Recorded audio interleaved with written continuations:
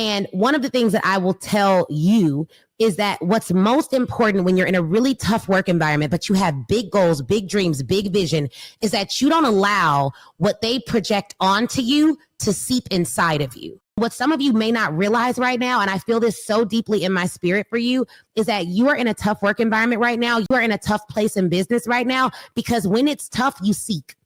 And when it's soft, you don't.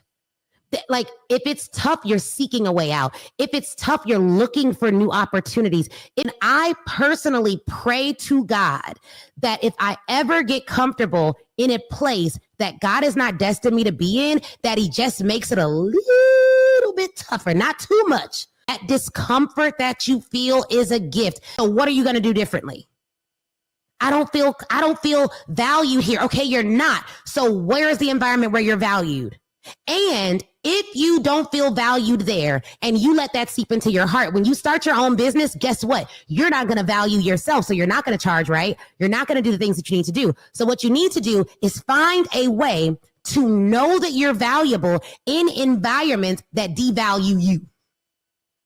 Find a way to consistently think in your mind, yeah, it's hard, but you know what? I'm valuable. Yeah, it's tough, but you know what? I'm valuable. And I used to go to that office, you guys, 7 a.m., if not earlier, after taking a bus and a train to get there. And I used to walk around that office where I was one of the only English speakers as a native language. And they would have meetings in Spanish. And I would sit in the corner of that office and I would literally feel so dumb because I couldn't even participate in the meeting because I didn't even know Spanish. And they were all speaking Spanish and they knew I didn't know Spanish because they didn't mind me feeling left out. And I pray to God that you take every moment where you felt left out and you realize I now know I felt left out because God wanted me to create a community where people didn't have to feel left out.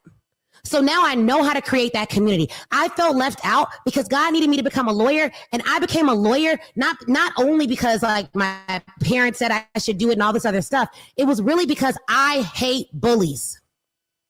Because I wish someone would have stood up for me when I was in that office and they were speaking Spanish and everybody was just looking at me in the corner like an idiot because I didn't know the language. I wish someone would have said, you know what, this isn't right. She doesn't know this language. We're going to speak in English because we're all bilingual. That would have been great. That didn't happen. Even taking it back to moments in like high school or college where I was bullied and people were just like so mean. Kids can be so mean.